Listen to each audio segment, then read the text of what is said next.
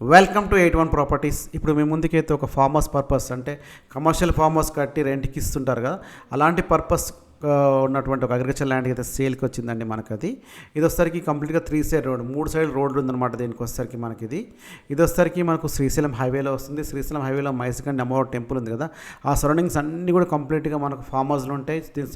దీని పక్కన కూడా ఫామ్ హౌస్ అన్ని రెంట్స్కి ఇస్తుంటారు కట్టేసి.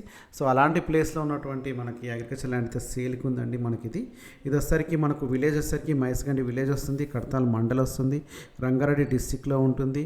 మనకి ఇది వచ్చేసరికి ఓవరాల్కి వచ్చేసరికి మనకు జస్ట్ 25 కిలోమీటర్స్ ఉంటుంది. హైవేకి వచ్చేసరికి జస్ట్ కిలోమీటర్ డిస్టెన్స్లో ఉంటుంది. RRR ఇచ్చినటువంటి అగ్రికల్చర్ ల్యాండ్ అయితే సేల్కి ఉందండి. ఇది టోటల్ ఎక్స్టెండ్ వచ్చేసరికి మనకు 10 గుంటాస్ అనమాట. కాస్ట్ వచ్చేసరికి 10 గుంటాస్కి వచ్చేసరికి వీళ్ళు 80 lakhs చెప్తున్నారు, 80 లక్షల రూపాయలు చెప్తున్నారు టోటల్ లంప్స్ అమౌంట్ అనమాట. సో ఇక్కడైతే రెంట్ ఫార్మ్ హౌస్ కట్ రెంట్కి ఇస్తే బాగుంటుంది. సరౌండింగ్స్ అన్నీ కూడా వెంచర్స్ ఉంటాయి. వెంచర్లో అయితే 20,000 rupees, 15,000 to 20,000 rupees per square అయితే సేల్కి అయితే ఉంటాయండి. మనకి ఇదైతే సేల్కి ఉన్నటువంటి ఒక అగ్రికల్చర్ ల్యాండ్.